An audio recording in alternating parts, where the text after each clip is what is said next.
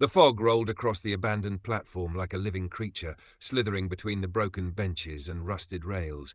A dim yellow light flickered above the old station sign, Ravenwood Junction, the kind of place that had been forgotten by both time and passengers.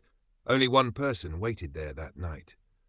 Ethan Cole, a travel photographer with a worn leather jacket and a heavy camera bag, stood beside his luggage, staring at his phone's dead screen. He had missed the last regular train after a photo assignment in the nearby countryside. His taxi had broken down and the driver refused to go farther after sunset. "You don't want to be near the tracks at midnight." The driver had whispered before speeding off. Ethan had laughed at the time. Now, as he stood under the flickering lamp with the mist thickening, the silence around him felt too deep, as if the world had stopped breathing. The station clock struck 11:55 p.m. The sound echoed unnaturally, long and hollow. Then, far in the distance, came another sound, faint but growing, the distant chug of a train engine. Ethan turned toward the dark tunnel at the end of the platform. "That can't be right," he muttered. "There aren't any more trains tonight." Yet the rumble grew louder. The fog trembled. The metal rails began to hum beneath his feet.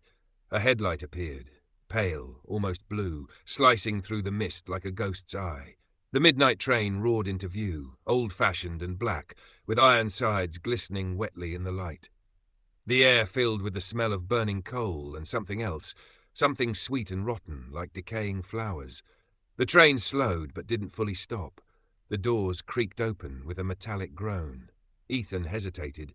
Inside, dim lanterns flickered in narrow corridors lined with red velvet. The sight was strangely inviting, like an antique luxury coach from the 1920s. He stepped forward, peered inside, and saw no one. "Hello?" he called. His voice echoed down the empty corridor. No reply. He looked around the platform. There was nowhere else to go, and the night felt colder by the second. With a deep breath, he stepped aboard. As soon as he crossed the threshold, the doors slammed shut behind him. The train jerked violently, and when he turned back, the station was already vanishing into the fog. Ethan steadied himself and began walking through the carriage. The seats were lined with deep red fabric, but dust coated every surface. Cobwebs hung from the corners, and in the faint lantern light he saw framed portraits of passengers from another era, pale men and women with hollow eyes. The wheels clattered rhythmically, a heartbeat in the dark. He passed through several compartments, calling out for the conductor. Still no one. Then suddenly he heard a sound, a faint thumping. It came from one of the compartments ahead. Ethan froze. The sound was slow, deliberate, like someone knocking softly from inside a box. He gripped his camera for comfort and pushed the compartment door open. What he saw made his stomach twist. Inside were 3 wooden coffins, laid side by side across the seats. Each one was old, bound with tarnished brass clasps and marked with strange burned symbols. The faint thumping came from the middle coffin. For a long moment, he couldn't move. The train groaned as it took a sharp turn, the lantern swinging wildly. Then, from the middle coffin, came a louder bang, followed by a hiss of escaping air. Something was inside. Ethan stepped back, his heart hammering. The coffin lid creaked. A pale grey hand burst through the gap, fingers stiff and clawed. Ethan stumbled backward, dropping his camera. The lid flipped open. What rose from the coffin was neither fully dead nor alive, a rotting corpse, its eyes milky white, dressed in the remains of an old conductor's uniform. Its jaw cracked open as it turned toward him. "Tickets," it rasped. "Tickets, please." Ethan screamed and bolted from the compartment, slamming the door behind him. The corridor stretched endlessly, lanterns flickering out one by one as he ran.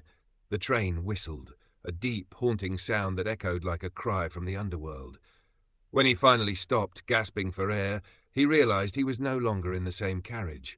The walls were different, darker, lined with rusted metal and pipes dripping black liquid. The floorboards creaked under his feet, as if the train itself were breathing. Outside the windows there was no scenery, only darkness streaked with red flashes as though they were racing through some infernal tunnel. He pressed his face to the glass and saw shapes moving outside, dozens of them.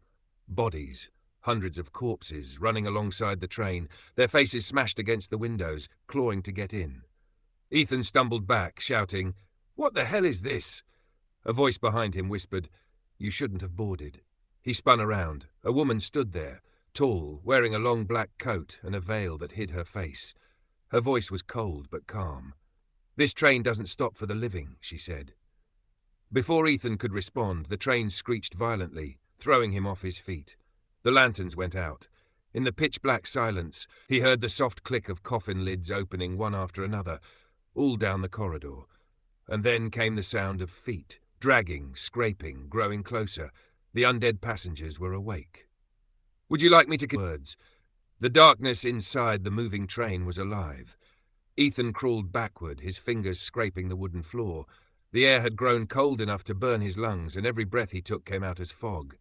Somewhere in the distance, a bell clanged 3 times, dull, heavy, and far too slow to belong to any clock. From the blackness ahead came a sound that made his skin crawl, the slow shuffle of bare feet and the drag of nails along metal. He fumbled for his flashlight, shaking hands barely steady enough to turn it on.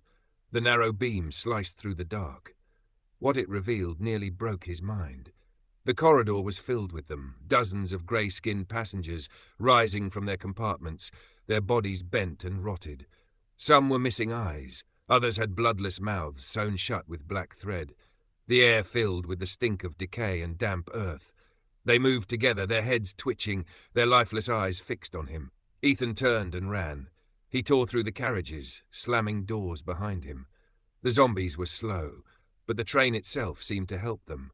Doors creaked open on their own, floors tilted at impossible angles, and ghostly whispers echoed from every direction.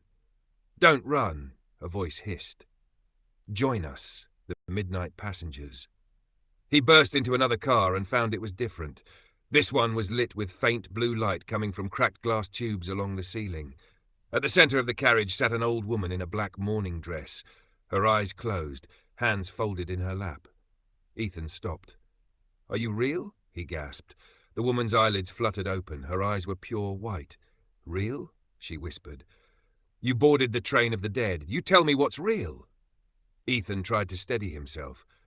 I missed the last train. I didn't mean to get on this one." The old woman gave a hollow laugh. "No one boards by mistake. The midnight train collects those who wander too close to the edge of the world." "The edge of the world," Ethan repeated, his voice trembling. She pointed at him with a shaking hand. "You stepped between midnight and morning, a moment that belongs to neither life nor death. You boarded in that silence. Now you're part of it." The walls around them groaned. The train shrieked as if angry. Ethan looked out the window. Outside, lightning flashed across a barren wasteland, cracked earth, bones half buried in dust, and a blood-red sky. The train was no longer moving through countryside. It was racing through another world entirely. Suddenly, the woman's expression changed. Fear. "They're coming," she whispered. Ethan turned. The far door was shaking violently. Hands, grey, rotting, clawed, were pounding against the glass. The woman stood and reached beneath her seat, pulling out a rusted lantern etched with strange symbols. She thrust it toward him. "Take this! The light will slow them, but it will not last long." He grabbed the lantern just as the door shattered. The zombies poured in, groaning and snarling, their faces twisted with hunger. Ethan swung the lantern forward.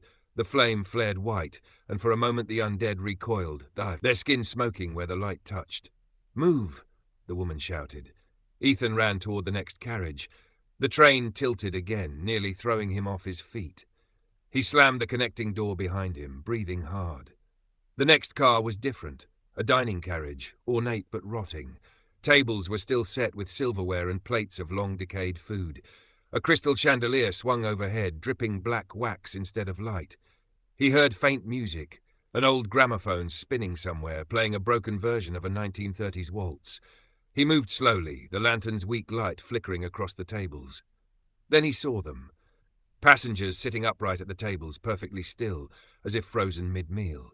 At first he thought they were statues. Then one blinked. Ethan stepped back.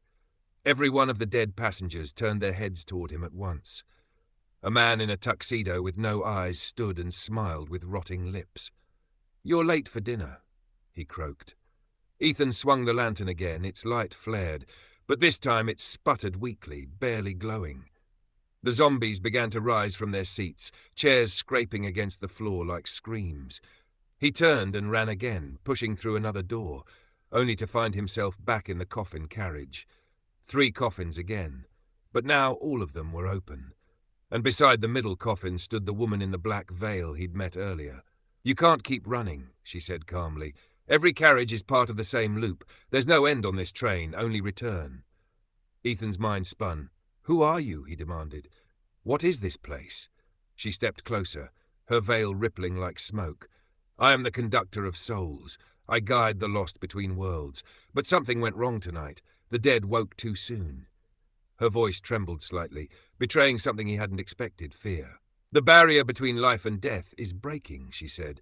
"The souls in these coffins were meant to rest, but your presence, your living heartbeat, has awakened their hunger."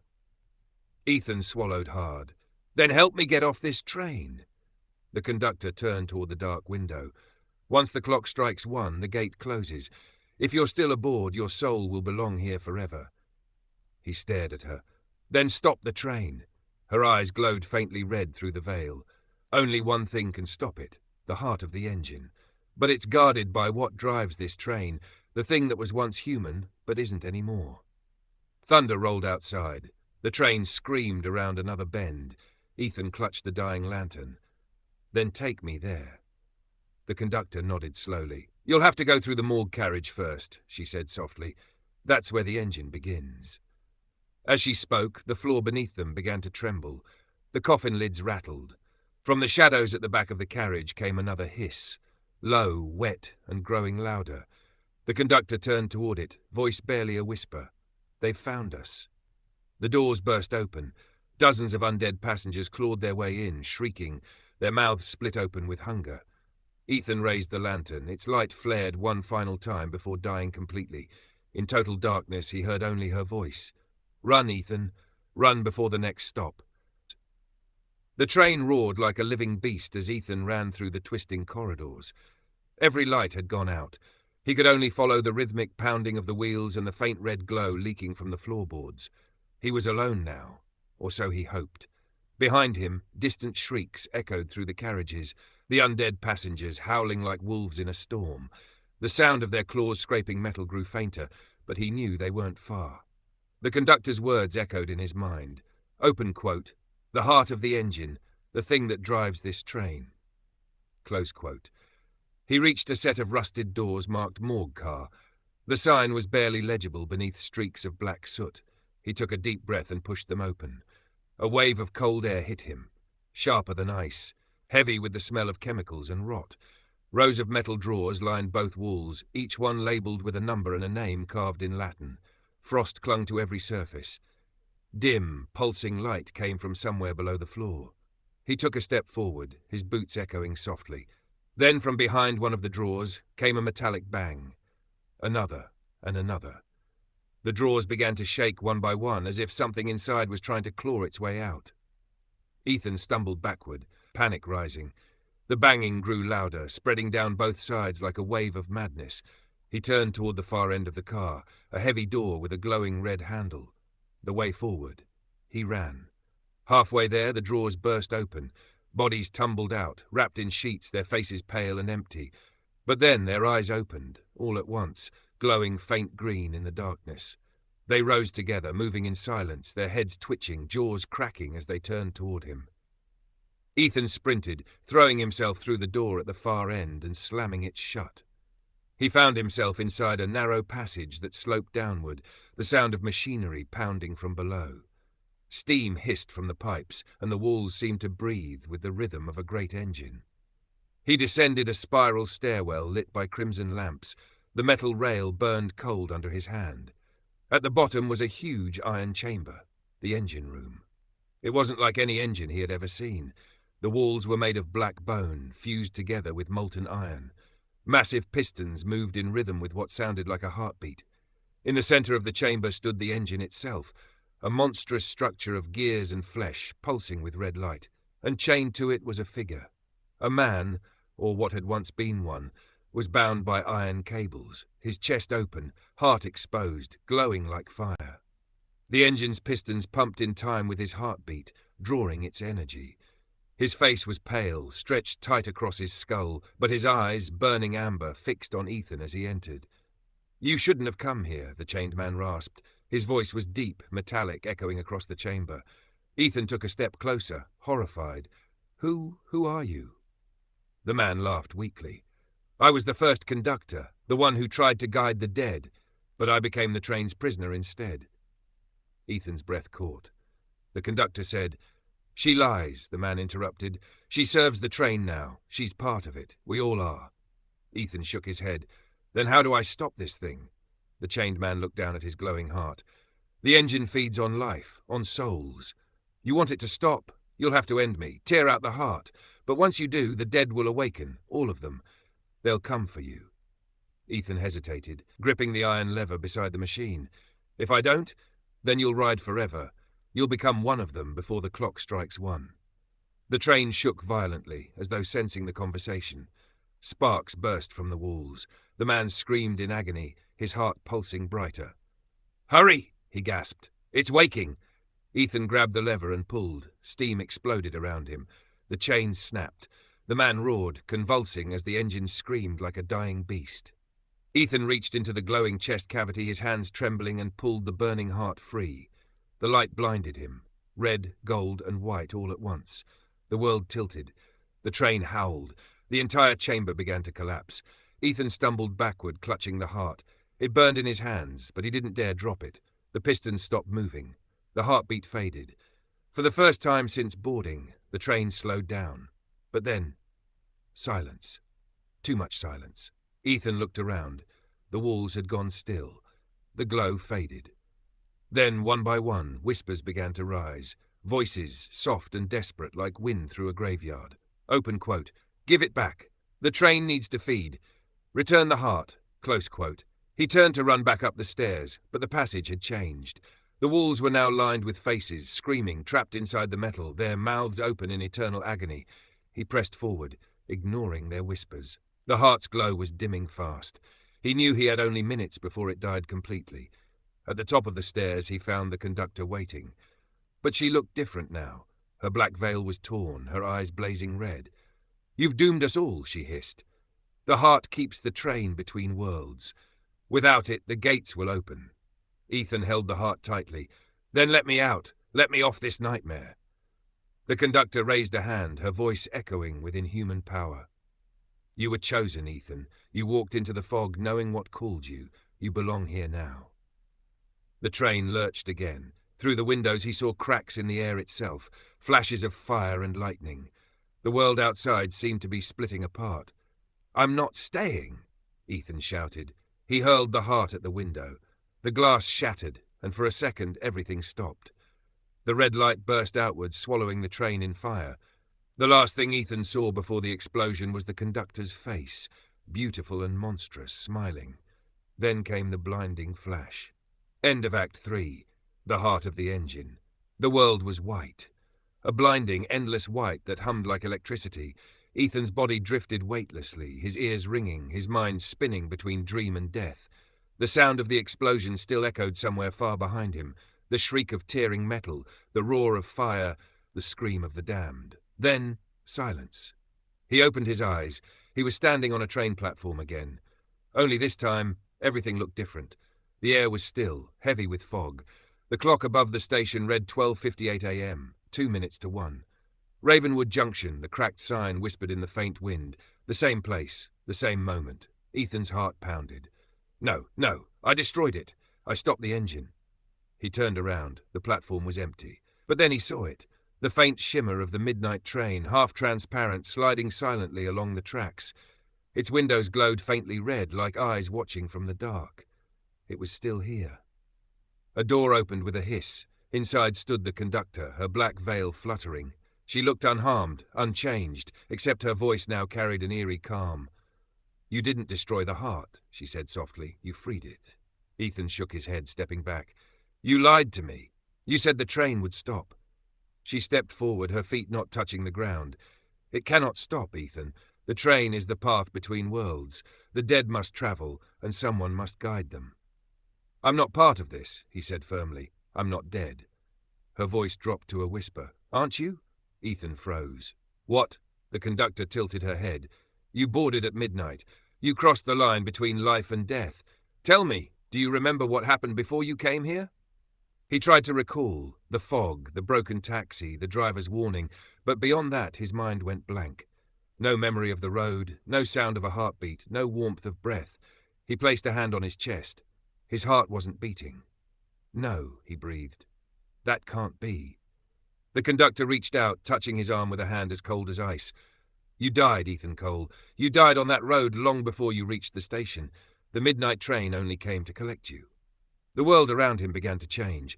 The platform stretched into endless darkness. The tracks glowed faintly red, vanishing into infinity. Behind her, the train's windows filled with faces, the undead passengers staring out, their eyes hollow but somehow mournful. Ethan staggered backward, shaking his head. I don't belong here. The conductor's tone softened.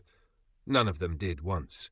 But every soul must take the journey. Every passenger must face the truth. She extended her hand. Come, your seat is waiting. Ethan looked at the open doorway. Inside, the same red velvet seats, the same flickering lanterns, the same whispering air that smelled like decay and smoke. He took a step back. No, I can't. There has to be another way. The conductor's expression shifted, pity mixed with something darker. There is no other way, only acceptance, or madness. The clock above the platform struck 1 a.m. The sound echoed like thunder. The fog around them thickened, swirling violently. The rails beneath Ethan's feet glowed white-hot. The air shook with the roar of the departing train. Choose, the conductor said. The train is leaving. Ethan turned and saw a faint light far down the tracks. A door of brightness, like sunrise beyond the fog. It pulsed softly like a heartbeat. He ran toward it. The conductor's voice screamed behind him, distorted and inhuman. You cannot outrun death. He sprinted faster, the ground crumbling beneath his feet, rails twisting like serpents. The light grew closer. The noise of the train roared in his ears, the hiss of steam, the screech of wheels, the cries of the undead.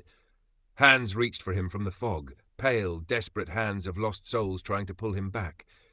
He broke free, throwing himself toward the light, and then everything went silent. Ethan opened his eyes again. He was lying on cold asphalt. Rain fell gently on his face. Red and blue lights flashed nearby. Voices shouted, "We've got a pulse! He's breathing!" A paramedic leaned over him, pressing on his chest. "Stay with us, man. You almost didn't make it." Ethan gasped, coughing water from his lungs. His vision was blurry, but he saw his car, crumpled against a guardrail, smoke rising from the hood. He was alive. Somehow, he was alive. The paramedic smiled shakily. "You're one lucky guy. Must have been out for a good 10 minutes. We thought you were gone." Ethan tried to speak, but his voice came out broken. "Train," he whispered. "There was a train." The medic frowned. "Train. There's no track near here, sir." Ethan blinked. The sound of distant thunder rumbled across the hills. For a moment he thought he heard something else, the faint whistle of a train in the distance. He turned his head. Through the trees, far beyond the crash site, he saw a glimmer of red light cutting through the fog, a black train sliding silently through the darkness. Then it vanished. The medic followed his gaze. "You okay? What did you see?" Ethan swallowed hard. "Nothing," he said quietly. "Just nothing." They lifted him onto a stretcher, loading him into the ambulance. As the doors closed, he stared at the window. For a brief moment, the glass reflected the inside of another place. Red seats, flickering lanterns, and the conductor standing beside him, veil fluttering. She smiled softly and whispered, open quote, "See you on the next ride," close quote. The reflection faded. The ambulance drove off. The rain fell harder. Far away, from somewhere deep in the fog, came the faint sound of a midnight whistle, long, lonely, and eternal. Night ghost train never stopped.